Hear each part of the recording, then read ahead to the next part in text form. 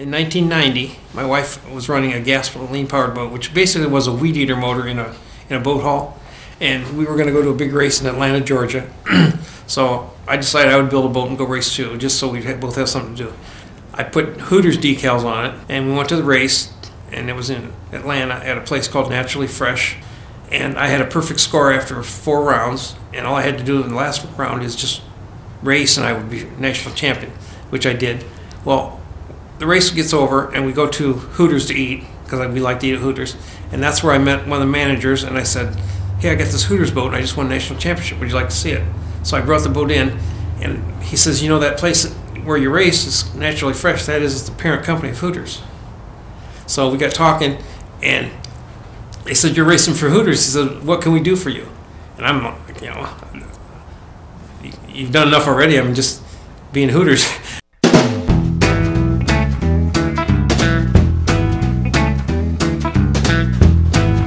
My name is Bob Kensill, and I live here in Rincon, Georgia.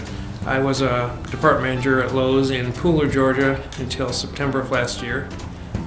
Before that, I worked at a hobby shop in Fort Wayne, Indiana. And before that, I was a mechanical engineer designing semi-trailers for Fruhoff Trailer Company. And at the same time as I was an engineer, my brothers and I had a marina in Fort Wayne, Indiana. And when I was about 8 years old, I started going out to the marina and helping out, sweeping floors, taking out trash, whatever, because I had an interest in anything mechanical. And as I got a little older, I got to do more and more at the marina. In 1968, I got to start racing snowmobiles, which you don't see much of down here, but started doing that. And then in 1970, I started racing boats. And that was 2 products that we sold at the marina. I quit racing boats in 1998. My name is Karen Kensill. I'm the wife of Bob Kensill. Bob and I have been married for about 18 years now. And when I first met him, he was racing full-size full-size boats. And then he started racing model boats also at the same time. And he got me interested in it, and I started racing boats also. Started out as the person who threw his boat in and backed him at the races. But then he wanted me to race, so I started doing it too. He spends a lot of time tinkering out in his barn, helping somebody if something is broken. He tries to see if he can fix it for him. I was diagnosed with Parkinson's in October of 2006. And obviously I had the symptoms way before that, but didn't know what it was. Now I'm on disability and trying to spread my story to other people with Parkinson's or people that want to know about Parkinson's. We were up at the lake, and my dad and my uncle were both already racing, and my uncle come back around with the boat he was driving and asked me if I wanted to go for a ride. And you know, I was a little leery at first because the boat was pretty fast, so I got in, put on a life jacket and helmet, and got in the boat, and he took me for a ride. And once I went fast in the boat, it was like, you know, like a drug or something like that. It grabbed a hold of you and said, you know, let's do this again, let's go faster and faster. That day I probably went 60 miles an hour, and a year later I went 120 miles an hour in a boat. I was at a full-size boat race in Kankakee, Illinois. I believe it was 1976, and we had the driver's meeting going on, and when the driver's meeting was going on, we heard this noise, kind of a buzzing noise. And when the meeting was over, we all went looking for the noise, and it was a kid running a radio-controlled boat in this pond at the park we were at. And it was an outboard-powered tunnel hull, which is what I ran full-size versions of. And I thought, man, this is cool. So that was on Sunday. Went home. Monday morning, I was at the hobby shop buying a kit and a radio and a motor, and I got hooked. And the nicest thing about it was less dangerous. You know, you didn't get hurt as much. Although I've cut my fingers a few times on propellers, but once I was hooked, I mean, when I get into something, I do it, you know, big time. I don't like to be number 2. When I first started running the model boats, the class that boat was in, well, there actually wasn't a class for it. If you wanted to race, you just had to race against all these much faster boats. And so I went to a race, having never done it before, and I got 3rd place my first race, and that was kind of like, wow, because the other boats were much faster, but my boat kept running and didn't die and didn't, you know, spin out, and I didn't do anything foolish. And when you compete in something and you do good at it, it makes you want to do it more. It's like like a drug. You get addicted to it. That was probably 1983 when I first raced, after starting running model boats in '76. In 1986, I became outboard director for International Model Powerboat Association. That made me the person in charge of making rules or make sure the rules got made for the outboard classes. Okay. In model boat racing, I have been national champion 19 times. I counted one time just to make sure. In this class, I refused to have my picture taken before the race because every class they took my picture and something happened to my boat. And this one I didn't, and I ended up being national champion. So I've had 19 overall, and then I've also set 9 world speed records. One of them still stands today, and I set it 6 years ago. I went, this might not sound fast for a model boat, but I went 39 miles an hour, average speed around the oval. But I beat the old record by 10 miles an hour when I did it. And it was with a motor. I designed the drive system myself, and it was a production boat. The boat was actually too big, and I built a new one since then. Well, I don't know exactly when it started, but when I would run my model boats, I'd get excited, and I'd start shaking, especially my left arm. I thought it was just like a rush of adrenaline or something like that, because after I calmed down, it would go away. Probably one of the most interesting stories of when Bob has raced model boats would have been in, I think it was 2010. We were racing in Ohio in the International Model Power Boat Association's Internats, and he was having a terrible time driving his tunnel boat, and we put his left arm in a sling. Then we took ace bandages, 2 of them, and wrapped them around his body to make his arm stay against his body. And then I stood right beside him and put my arm around him, his arm against my side, and to keep a hold of that radio while he was racing his boats.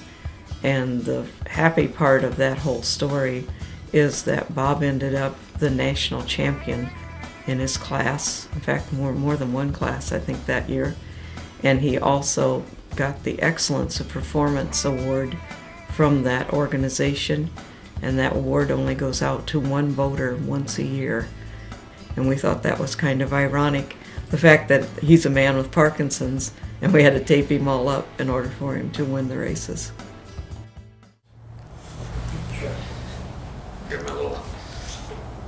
I joke around and say every man should have his own remote.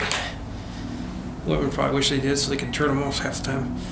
This is a device from Medtronic, and what I do is I put it in close proximity of the unit itself, and I press a button that gives me the status of it. It tells me what setting I'm on and what the voltage is. Now I'm going to turn it off. I don't know if you can get this with the camera or not. That's how bad I shake with it off. I'll turn it back on. It operates that quick. Parkinson's disease is a progressive, deteriorating neurological condition. It's due to the lack of dopamine in the brain. And what dopamine does, your brain produces static, as we'll call it, the neural impulses. The dopamine straightens out into a recognizable pattern and sends them to your muscles. Without the dopamine, your muscles just move, well, like my hand would do, it can just jerk uncontrollably. The doctor sent us to a neurologist, and then they did tests and stuff and scans of his brain, and then they finally diagnosed him with Parkinson's. We really wished it could have been essential tremors, because Parkinson's comes with a lot more than just tremors. I went to about 3 different neurologists at the beginning. Each of them had their own idea of what works and what doesn't work. I was on so many drugs. I had hallucinations, memory loss, you name it, I had it. Obviously, it has taken some of my abilities away, control of my arm and my leg on my left side. Yeah, making ends meet has been kind of tough. I'm older than Bob, and I'm retired, and I'm living on Social Security and a pension to help pay for going to the model boat races, because it gets expensive with gas and hotel rooms and things like that, and entry fees. So we have started going to the flea market in Savannah, Georgia, and then the money we make off of selling the things we've been collecting all of our lives, we're using to go and race our boats. I do have what's called tremor predominant Parkinson's, and that's when they decided they would go with the deep brain stimulation, which is an implant.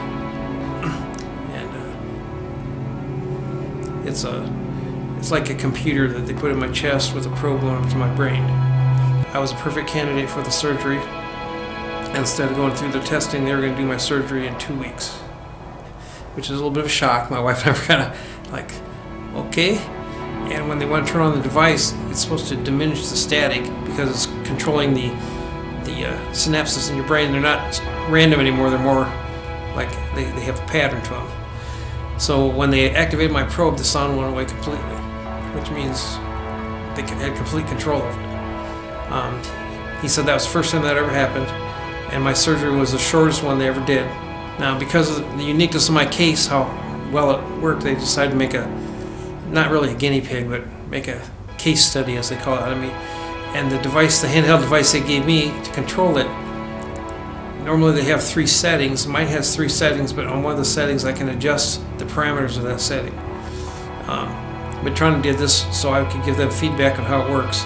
The big point I make is that it is such a relief. You've been shaking, like when I showed you with the machine off, you've been shaking so long, and all of a sudden you can turn it off. It's like a great burden, taken off your shoulders. You're comfortable again. You can sleep at night. My wife used to make a joke when I get in bed at night because I shake. She'd say, "Who put the quarter in the bed?" Like the old Holiday Inns used to have the quarter in the vibrating bed, and that was one of our jokes. And it's levity. It keeps you laughing instead of crying, I guess. I know some people that have found out their spouses have Parkinson's.